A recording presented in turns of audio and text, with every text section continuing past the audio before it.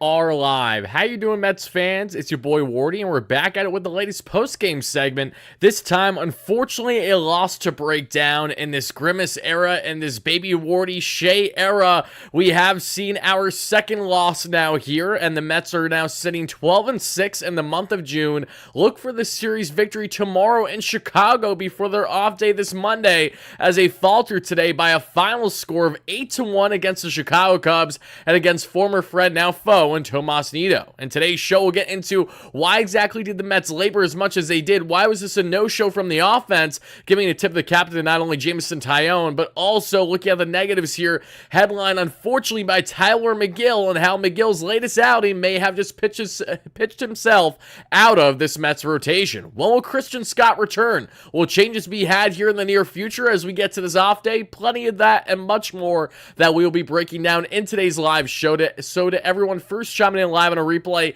happy to have you all in here. I know it's definitely a bummer. It's never fun. Trust me, it's never fun to talk about a Metropolitan loss the way that they've been playing so great as of late. However, we're going to talk about every game on WardyNYM, the number one post-game show here on YouTube, and the number one platform for all things Mets talk here on YouTube, not directly affiliated with Mets and SNY. As always, folks, and everybody first chiming in live here on Twitter as well, thank you so much. Make sure to hit that like, that follow button, that retweet button. But no, as always, I will only be interacting with our live viewers here on the YouTube platform. So to everybody first chiming in, I want to know your initial reactions. How you doing, Steve, Bennett, Ben, Zach Flakerton, Mike, Ben Thompson, everybody? Appreciate the kind words. Steve, I will definitely check the email as soon as I can. I have had absolutely zero sleep. I got my first start of sleep, I should say today around 8:30. As may you know, I'm a new dad now, and Papa Wardy got no sleep last night. And as soon as I rolled out of bed today, come to find out the Mets are already down 5-0. And you're like, how are we down 5-zip? It's the first inning. How did this happen? But Tylor Megill, unfortunately, is what happened. And yet again, a Tylor Megill outing where he definitely adjusted well after that putrid beginning of the ball game, using that curveball more, getting more swing and miss. The strikeout potential there was certainly there with Megill, but he hit so much of the heart of the plate that made him batting practice for the Chicago Cubs team. And that's why I really want this to be a point of emphasis in today's show.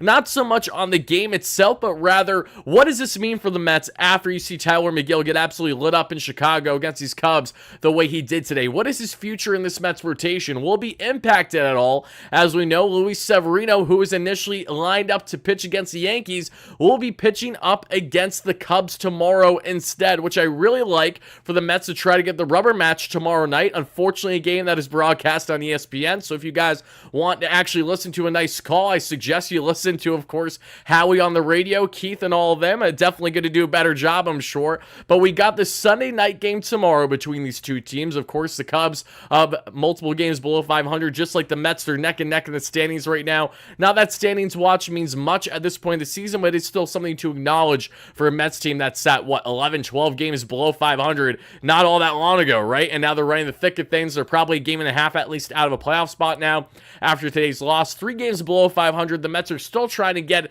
to that even plateau and really say, okay, we're at 500 now let's work from here and work ourselves up. Unfortunately, they were not able to do that today, and while the offense, of course, did not have much to provide, I think it did go in hand to a certain degree with the faltering, giving up 5 earned runs in the first inning of the ball game. Naturally, when you have a deficit of that magnitude to that degree, the likelihood of your team rallying back, even with them being red hot, is very much so easier said than done. Michael with the $5 donation in the chat, thank you so much. Michael says, big time congrats to you and your family, Wardy. Thank you so much. I appreciate that a lot, Michael. Hopefully we win the series tomorrow. Big question, who fills that Marte spot? Great question on Marte, and I'm going to answer that here briefly in a second. Yoshima with the $2 donation says, congrats again on officially becoming a dad. Thank you so much. It means the world. And guys, let's just pivot. Let's get into the quick Mets updates, because as we know, Starling Marte started the Mets game, yet did not finish the Mets game. Why exactly is that? Again, everybody, we're going to go through all the numbers here shortly. We'll go through exactly why Tylor Megill faltered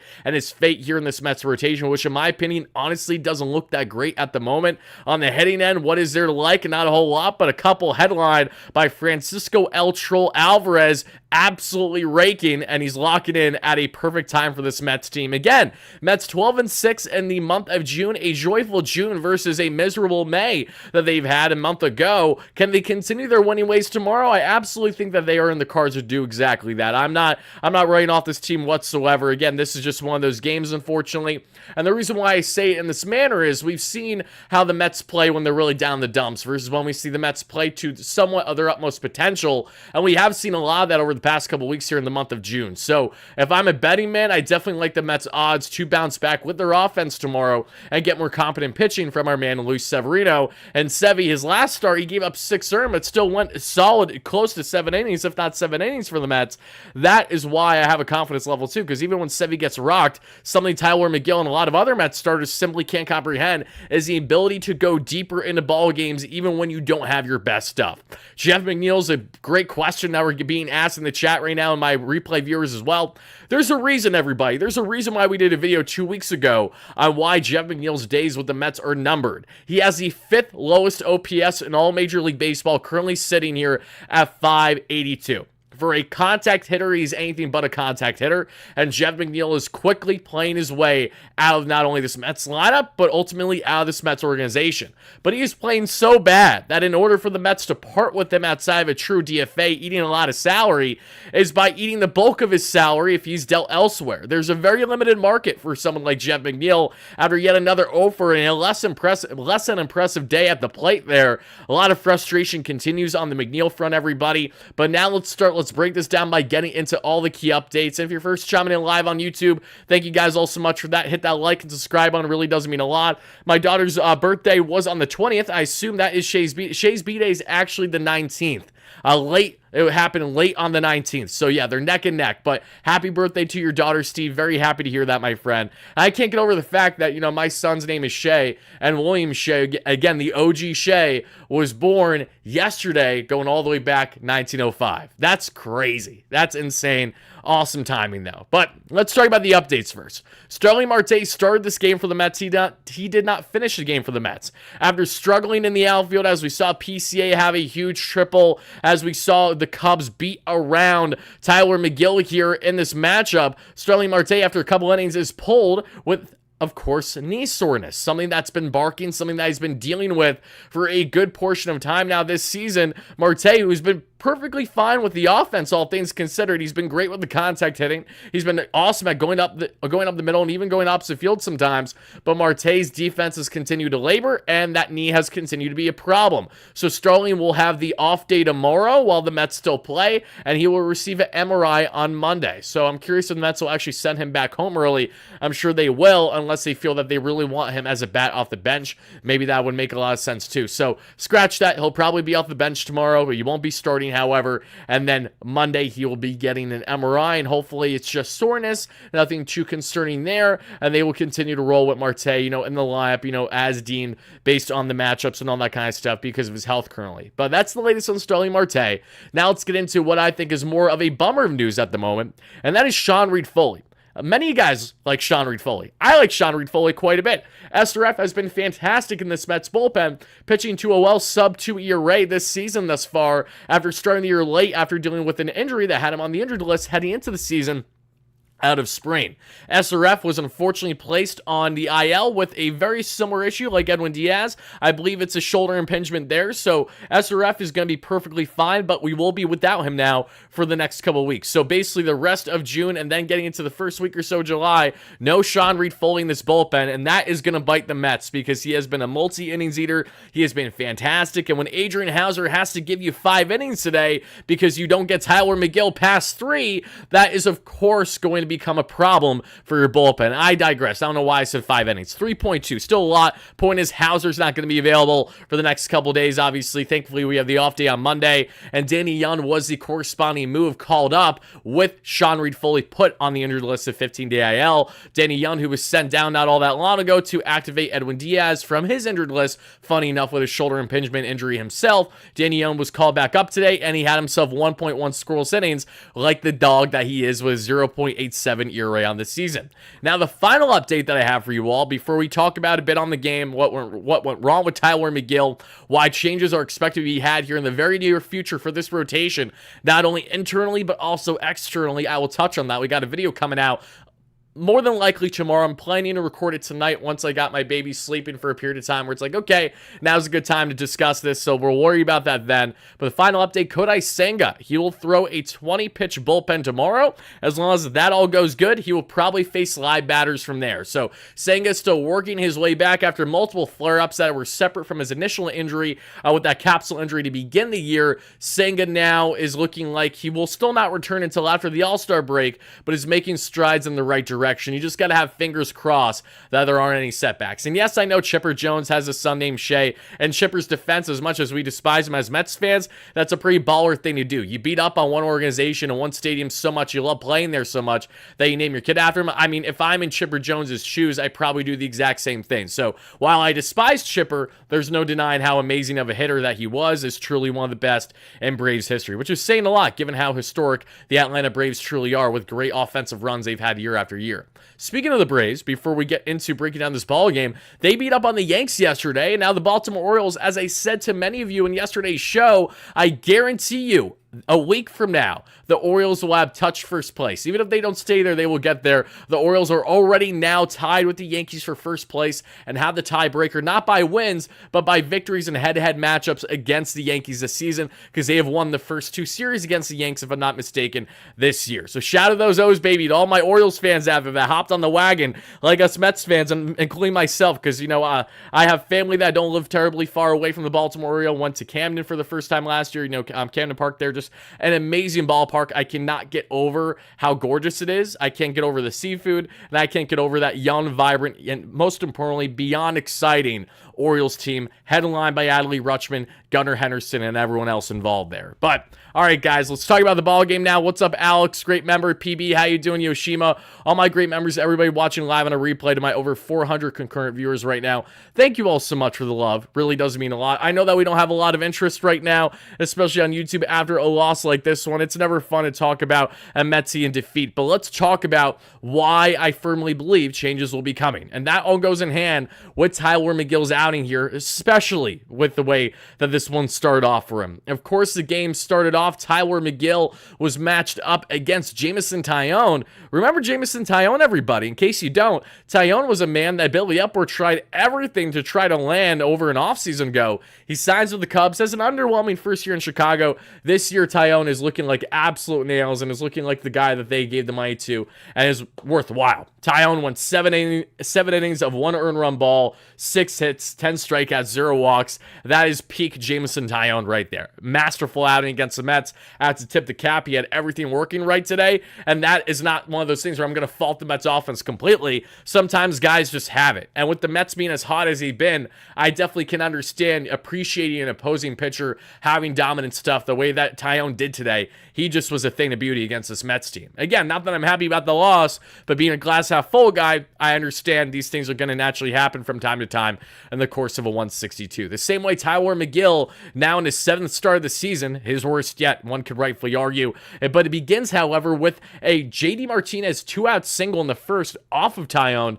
Nothing else transpires from there, though. Nico Hoerner gets on with a walk to lead things off for Chicago. Michael Busch grounds into a force out then, which has Busch on first, and of course gets Hoerner out there trying to go to second. Tylor Megill then throws a wild pitch, which allows him to get to second base with only 1 out. Cody Bellinger walks, so again, he walks 2 batters in the first 3 that he faces. If you're walking batters early, Tylor, bad things are likely going to happen. And to add insult to injury, the velocity wasn't there either. Everything about Megill's arsenal today was down. Between that 6+ pitch mix, however deep it is, we'll get into it shortly, everything was down for him and his usage and his arsenal and the velocity. It was not good. And Seiya Suzuki kicks off the offense today. Super Saiyan himself with an RBI single makes it 1-0 Chicago. He would then go on to steal second base, his 7th stolen bag of the year, but a ground out by Ian Happ makes it 2-0 just like that. Unfortunately, again, Tylor Megill has given up a lot over the heart of the plate and a lot up in the zone that these guys are ripping hard, including Christopher Morel, who rips himself an RBI single, which makes it 3-0 Chicago already in the first. Dansby Swanson, former Met Killer during his time in Atlanta. Met Killer again today. He rips his 10th double of the season. Honestly surprised he only has 10 doubles this season, Dansby. He needs to step it up for them for sure. Just not tomorrow, please, Dansby. That's all I ask. But he rips a double to make it 4-0 Cubs. And Pete Crow Armstrong finally has some type of production against his old team that drafted him in the Metsies. He rips a triple, just his second of the season. And that makes it 5-0 Chicago Cubs. Tomas Nido would fly out, fitting to end the inning for Chicago, and I miss you, Tomas. I do. He looked great today with his framing and provided offense later on this ball game. But you're down 5-0 already in this matchup before the game essentially even started.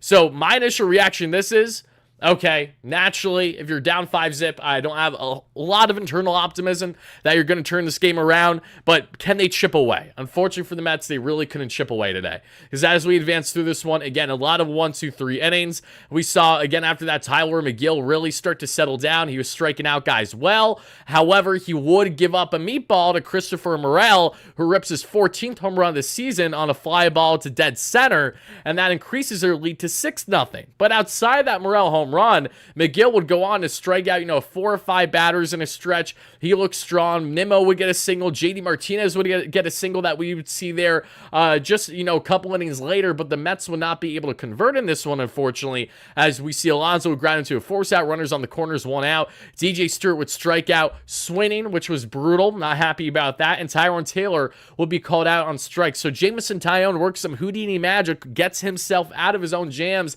that he started. Danny Young comes in for 1.1 scoreless innings. Francisco Alvarez then would go on to rip his his third home run this season. Alvy with bombs in back-to-back days. Alvarez's offensive numbers have quickly rise since being back off the injured list. And now again, this is just the third loss with Alvarez the Mets have had this season. So when I tell you things have gone right with Alvy this year, they have certainly gone right quite a bit. You think Megill gets another start? I think it's possible, the kid. Thank you for the donation. But I'm also here to tell you that I think there's a great reality where he may have pitched himself out of this rotation, and we're going to get into that. But in the meantime, speaking on Starling Marte, because I know Michael Hoff had that question earlier, with Marte out of the lineup, you're going to see a rotation of Tyrone Taylor and DJ Stewart getting reps in the outfield. And if Marte doesn't need an injured list, then you, of course, are only going to see them alternating in those spots based on matchups for a certain period of time until Marte's healthy and back and is able to start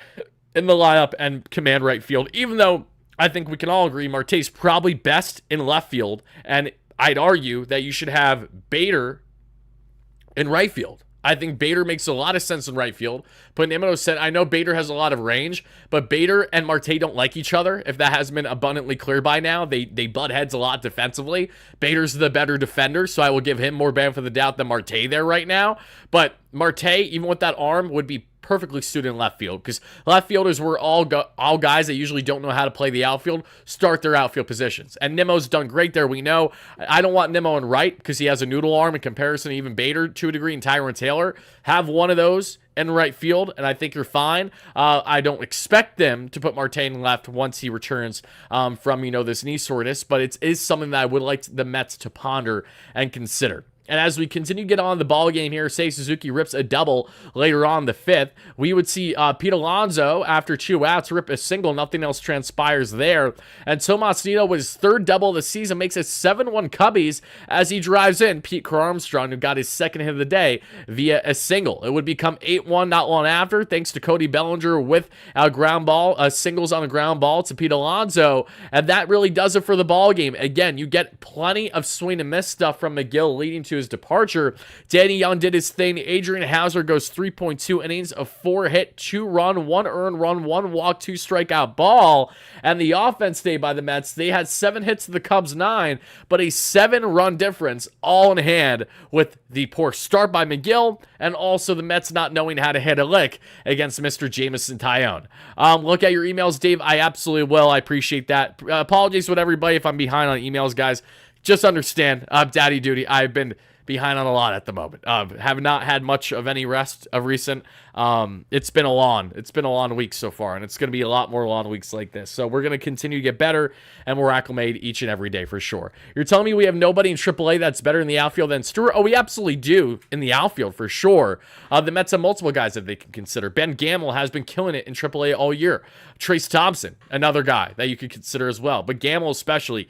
Gamel is a MLB caliber player that I'm sure if he was called up for a stint would be perfectly fine with his contact hitting and just getting on base. But DJ, whether you love him or hate him, isn't going anywhere yet, but I could see some changes being had sooner rather than later on that front. But all right, guys, I don't really think there's much more that needs to be talked about in regards to this ballgame. The Mets didn't have it offensively, that we know. Alvy was that lone bright spot that we talked about. Now let's really get into what this means for the team here. Because as we take a look at Tylor Megill's outing, just a little bit deeper, and of course, shout out to our amazing sponsors at BetUS, America's #1 sports book. We'll get to them a little bit later in the show here. We've been doing awesome giveaways with them, and we will be doing plenty more soon on the channel. So make sure you guys are getting involved. And same thing with Sorare MLB, the best MLB fantasy game out there as well. Click the link down below in the description, just like BetUS, to sign up today. Because with Sorare MLB, guys, if you sign up today, we're going to be announcing early next week a winner. 3 lucky winners are going to win Mets ticket giveaway to any game that they want to go to this season. All you guys got to do to enter is simply sign up to Sorare MLB with my unique link down below and draft your team. Enter a tournament. That's simple to do with our great friends at Sorare. Check them out today if you haven't already. But to hop back into this one now, folks, let's take a look a little bit more on Tylor Megill and what went wrong for him today. And a lot of this comes from Baseball Savant. Fantastic. Give you a little bit more thorough pitching breakdowns here today. Let's see. Tylor Megill, again, four-seam fastball, curveball, slider, sweeper, cutter, splitter, changeup. He threw the kitchen sink at the Cubs today, but to no avail. And Megill even said a postgame today that, there's no excuses. He needs to be better. This was a bad start for him. He had everything feeling right. Everything was locating perfectly. And warm-up today leading up to his start, but nothing actually transitioned once he got on the bump there in Wrigley against the Cubs. And we saw that four-seam fastball was down by a mile per hour today.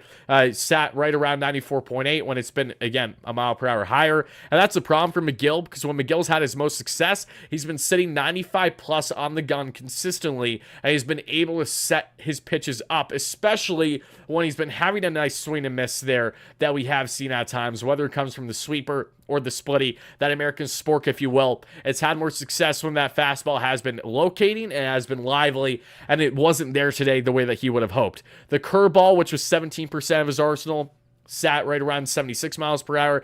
That was down. Slider sat right around 86 miles per hour. That was down a little bit. Sweeper down a little bit as well. Again, almost a mile per hour at 80.3. 6% of his arsenal. The cutter at 6% sat right around, rounding out to 90, but still down by a mile per hour. Splitter was the big one. The splitty today was sitting right around 82 when he's averaged over 84, almost 84 and a half this year.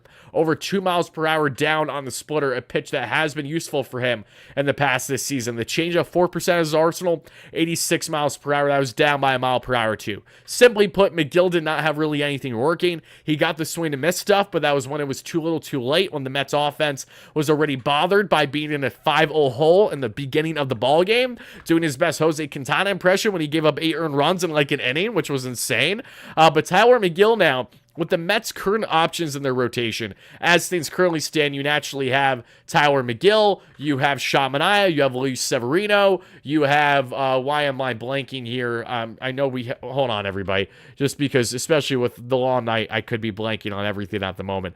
Okay, so Jose Quintana, Sean Manaea, Luis Severino, Tylor Megill, David Pearson. That has pretty much been the 5 that the Mets have been rolling. However, when you have Christian Scott, when you have Jose Buto, when you have, even to a degree, a guy that can be stretched out a bit, Max Kranick, who's been pitching multiple innings every time out there at the AAA level, when you even have Joey Lucchesi, not a guy that I want to bank on, but knowing that he's an option, the Mets do have internal starting pitching options. Christian Scott, there's nothing to justify him not being with the team right now.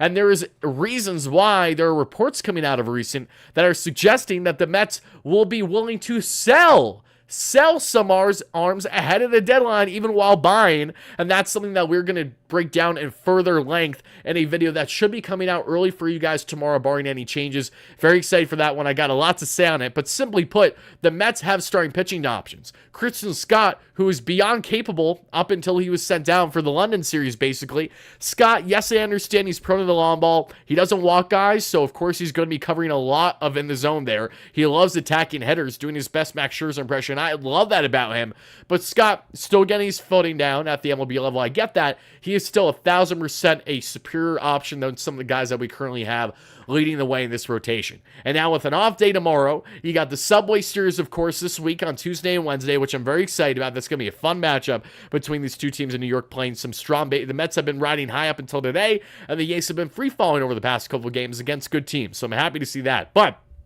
at the core of this all, can the Mets make changes? Will they make changes? Yes, this is one of those things that, again, feels like a foregone conclusion. I love Tylor Megill. There are aspects to him that I will always like, but I've said this for a while, and I'll say it again. Even though Megill, I go back to the start against the Guardians where he was so sharp. I go back to his first couple starts off the injury list where he really looked himself. I just fear that, again, with Tylor Megill, you know what you're getting already. And even with him mixing up his arsenal, fine-tuning his game after that first inning, to go 3 innings is inexcusable, and there's nothing that pisses me off more in this rotation. I'm not pissed at Megill. I like to preface this. I'm pissed off in general at Mets starters with this rotation configuration this year.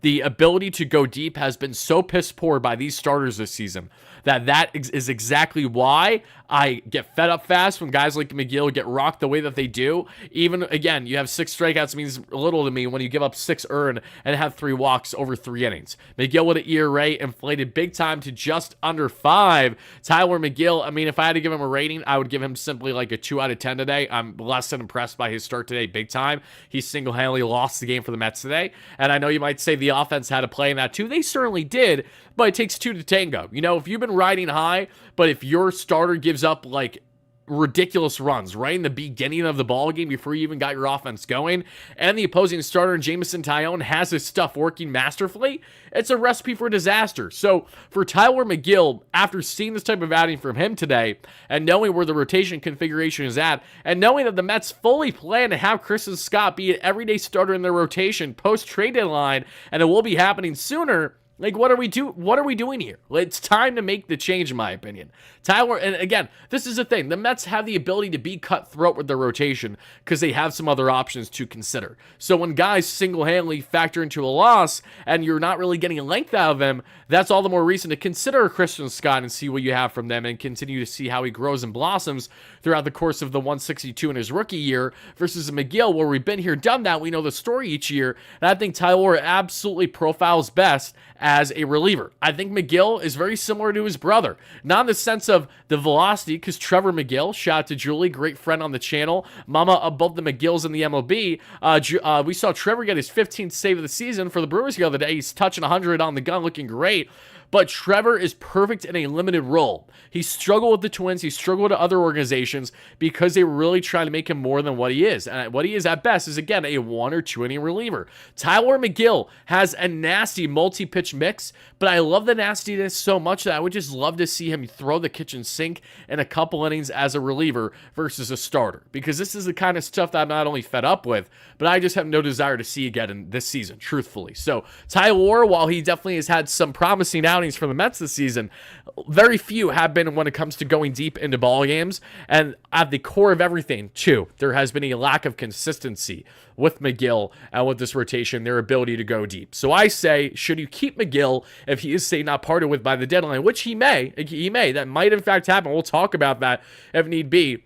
I'll just preface this right now. Tylor Megill is a guy, along with many other guys in this organization, I think will thrive best if he's in a reliever role as a multi-inning reliever or just for an inning or two. So that's where I'll leave you guys with that. Again, Tylor, appreciate your services, but we're kind of already at a point in the season where I have such little nonsense for when a guy single-handedly is going to factor into why you win or lose a ball game to this magnitude. So for those reasons, Tylor Megill, let's see him in the pen. Let's see Christian Scott called up. Again, those are things I expect to happen. It's just a matter of when, not if, those things will likely happen. And before we get on to the hitting stats, because there's definitely stuff that I want to talk about there and kind of getting into more, and we're halfway to 100 likes here on YouTube. Thank you guys all so much for that. Continue to smash that like and subscribe button for your boy. Greatly appreciate it. I'm not going to be long-winded today with the content, but I just want to get to the root, the core of what we'll be discussing here. At the heart, again, Tylor, Megill, Christian Scott, that's a swap I would like to see happen. David Pearson, I like David, but he's another one of those where, you know, he can be Jekyll and Hyde too, so it'll be interesting to see how he does his next turn, because his next start will be against the Yankees, which will be interesting, to say the least, how that goes for the young southpaw. But getting into a bit on the offense, there is just one thing that I did want to touch on before anything else. Where was your boy Lindor today? You know, Priest, I'm asking the same question for everyone else not named Alvarez in the lab today. So, in fairness, that goes for well beyond just Lindor. Pretty much anyone not named Francisco Alvarez had no clue how to hit Jameson Taillon today.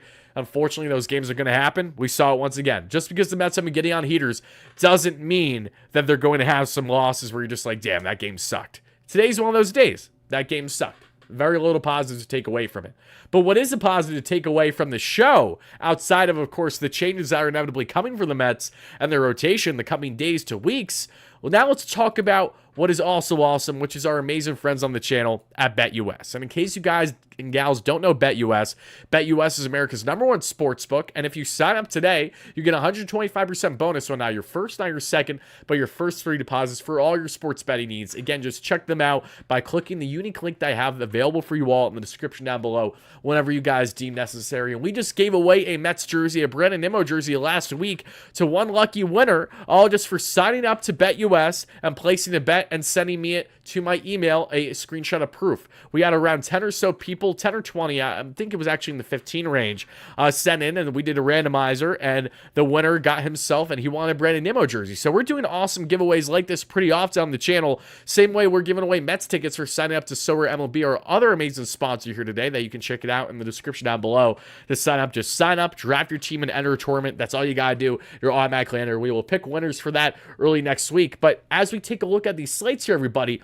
again, feel free to tail these picks should you wish, but of course, bet responsibly. I'm not telling you guys to absolutely make sure you hammer my picks here because, of course, in a normal 162, we have our highs and we have our lows, certainly, on the betting front. And as we take a look at, wow, the Astros have been handling my O's tonight. Look at that. That's all because of Ronald Blanco being an absolute stud in that rotation for the Astros. But as we take a look at tomorrow's matchup, everybody, we got Sevilla on the bump against the Chicago Cubs. I like that. You know, I like that quite a bit. And one of the rare times you guys are going to see from me is I am going to actually bet on my favorite team. So let's do exactly that.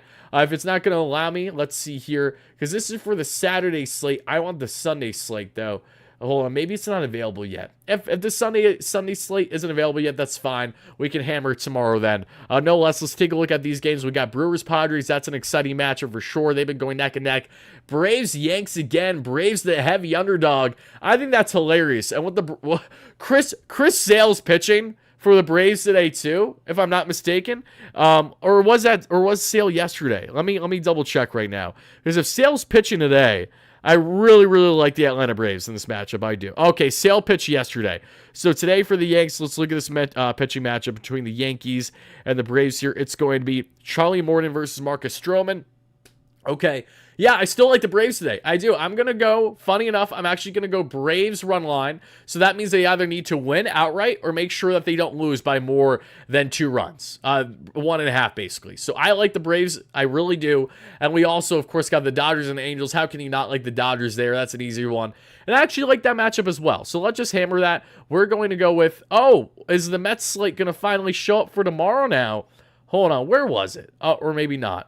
Okay, no worries. So let's just hop back into this. I like the Dodgers as well. So we're going to be hammering 2 run lines. We're going to go Dodgers to win and make sure they win by at least a pair of runs against the Angels. And the Braves to either win outright or make sure that they don't lose by more than 1.5 against the New York Yankees. And again, guys, feel free to tail at your own risk. But make sure that you guys and gals bet responsibly. But make sure you're doing it with our great friends at BetUS. They have you covered with all your sports betting needs. That 2-pick parlay was $20 to $130. So again, good luck to everybody that enters, and let's see how those matchups do. But hop back in this one now, folks, because I want to get into a bit on the offensive end. We know Jeff Megill has been struggling, and that's exactly why I did my video 2 weeks ago. And this is not a personal ill will with Jeff Megill, but when you're seeing the guy flop like a fish, falling down and hacking terribly, He just looks so far removed from being a guy that was a 2022 batting champ. And the only reason whatsoever he's still on this roster is because the Mets have committed to him. That's why he's on a multi-year deal under the Epler era. Bear that in mind. And also, they know it's not really easy to part with him outside of a straight DFA given his contract status at the moment. Now that it can't be done, it's easier said than done. But as we take a look at the Mets offense in this 8-1 defeat to the Chicago Cubs today, this is what stands out. And there will be no farm report in today's live show, guys. We do the farm report pretty much every day throughout the week now. It's a new segment here in our post-game segments. I wrap up each post-game live show by going through the box scores and all the key takeaways from every affiliate for the Mets in the minor leagues, what stands out among their top prospects. But most minor league, if not all minor league games for the Mets today start in the evening. So there's really nothing to touch on at the moment when this was a 2:20 game for the Mets-Cubs here. So tomorrow we will probably have a deeper prospect report to get into than what we've had very little of the past couple days. But on the offensive end, again, Francisco Lindor 0 for 4 today with 3 strikeouts. Bad day at the plate for Lindor, 241 average, 735 OPS. Brandon Nimmo 1 for 4 with a pair of strikeouts, 244 average, 779 OPS. JD Martinez 2 for 4. We see JD doing JD things, 291 average and 872 OPS. Dear God, do I love JD Martinez. Pete Alonso 1 for 4 with the strikeout, 244 average, 798 OPS. I will say this, I'm very taken back by Alonso's lack of home run ability here in the first couple games on Wrigley.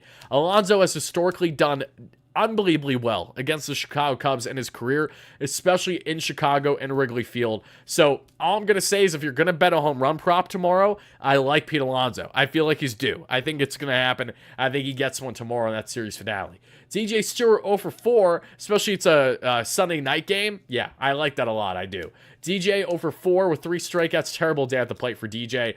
Did get caught looking one time where it was a ball, but it was a great frame job by Nito down and in. And 2, it was also a pitch that was probably too close to take for DJ there for a strike 3. 176 average, 672 OPS.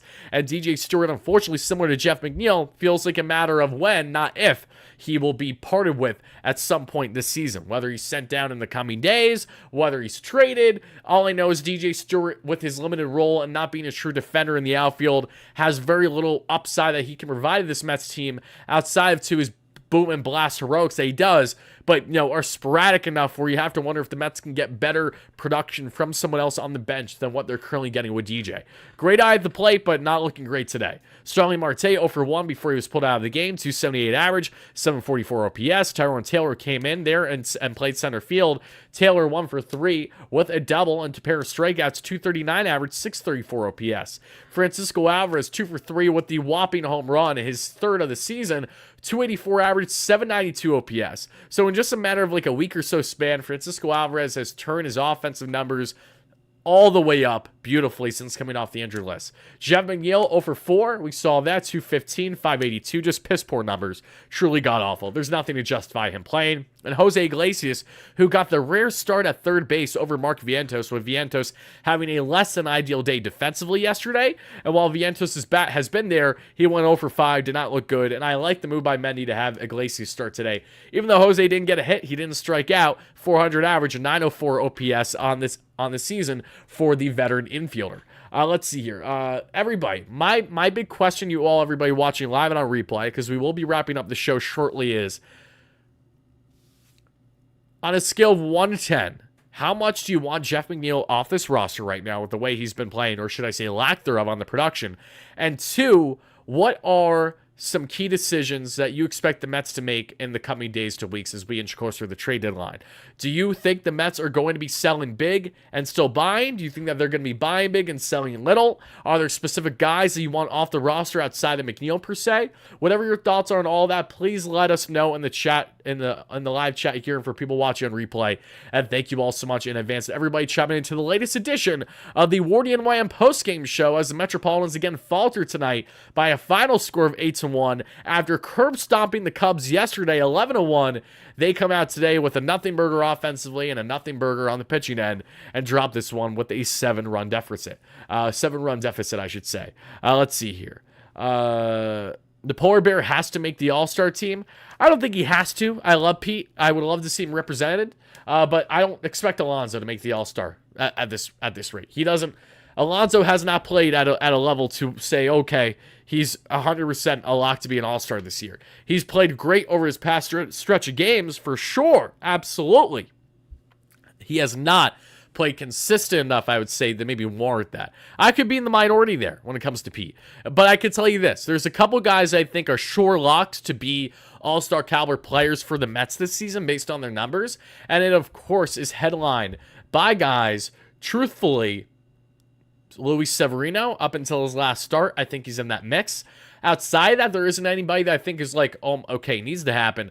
But Lindor has been one of the best overall players in all the National League. Literally top 3 in like every statistic offensively since batting leadoff and actually going all the way back to middle of April. So it's been a good stretch now where Lindor has been tearing the cover off the ball. But because he couldn't hit for shit from the left side of the plate for the first month plus of the season, that's why his numbers are still at 241 and 735, whereas if he didn't start off as slow as he did, we would be very much so in the 280 range and the 800 plus range for the OPS. We're not there yet. I'm confident that we will get there on the OPS. The average, however, I could see Lindor probably sitting more, at best this season, 265, 270. It's going to take quite a bit of climbing for him still to get there, but he has been contributing, just not today. A big offer for him for sure. JD Martinez has been huge, but JDM, even with a 290 average and just under 900 OPS, it's hard to envision seeing him at the All-Star game as a starting DH versus some other current options in the National League, but I would love it. I'm not opposed to it. Francisco Alvarez, should he continue his great play, I know he hasn't been around long because he was out for injury for a month and a half or so, but Alvy's playing at a rate right now would warrant him being an All-Star caliber player, because he is an All-Star caliber player already. I feel very firm in saying that. Let's see here. Buyers F the Mets strike zone today. I mean, umps have screwed the Mets playing this season, but that goes with a lot of other teams, too. Yuki says, sell, sell, sell. Let's see, $1 million for Megill, and just call up Scott again. I want Megill, Stewart, and Taylor off this team ASAP. All right, so already fed up with Tyrone Taylor, too. I'm here to tell you that Tyrone Taylor is definitely a guy that I could see being parted with by the deadline, even with the Mets being buyers. I feel like they're going to definitely part with one of those outfield options, with their current options and how they can address an area of need right now. Let's see. The day Lindor hits 270, I will delete my account. Priest, get ready to delete your account this season, buddy, because I'm feeling pretty confident when I say I think that's going to happen this year. I really do. I really do. So, Priest, if that's the case, don't delete your account. I will counter this by saying I don't want you to delete it. Just shut up about Lindor. Pivot everything elsewhere. If Lindor, how about this? If Lindor gets to 270 on the season, Priest, you're not allowed to talk about Lindor again this season. You have to turn your pessimism to a different player on the team. I don't care what player that is. I don't care how justified or unjustified it is. But you got to turn away from Lindor if he gets to 270. That's fair. I'm handshaking it. I don't care if your hand's down. We're shaking it together, Priest. That's what we're going to do. I spelled Lindor wrong. Where did I spell Lindor? Oh, someone must have spelled Lindor wrong in the chat. That's what I'm guessing. Let's see. Lindor is an elite player, and his career will land him in the Hall of Fame. I will not be shocked if that happens, Patty. Will not be shocked whatsoever, buddy. But that's really all I got for you guys today. Again, simply put, changes need to be had with this Mets team. This was a snooze fest on the offensive end, and surely one to forget for Tylor Megill on the pitching end. But Christian Scott is just waiting. He's just waiting for you at the AAA level. We all know that. And we got Jose Buto there waiting as well. And we already have early reporting to suggest that the Mets are in a position where they will be buying and selling leading up to the trade deadline. It's almost like Wardy has been right about a couple things. Now, I know I'm not right about everything. I know I'm a schmuck. I know I can be wrong about plenty. But it just makes it makes sense for more reasons than one to both buy and sell by the deadline this year, especially if you're right in the thick of things for that wild card still, which I firmly believe the Mets will find themselves in. But everybody, that is going to do it for the live show. Steve, thank you so much. I appreciate that. I'm going to let this one wrap up. So until then, everybody, have a great rest of your night, day, evening, whenever you're watching this. And make sure you chime in for our late night post-game coverage tomorrow. And be on the lookout. I will have a video more than likely dropping early tomorrow at either 12 or 1 p.m. Eastern, barring any changes. So make sure you guys lock in, pay attention. It'll be up for you shortly. Until then, though, have a great rest of your day, whatever it might be for you guys. And this is your boy, Wardy, signing out. Let's go Mets, baby. Peace.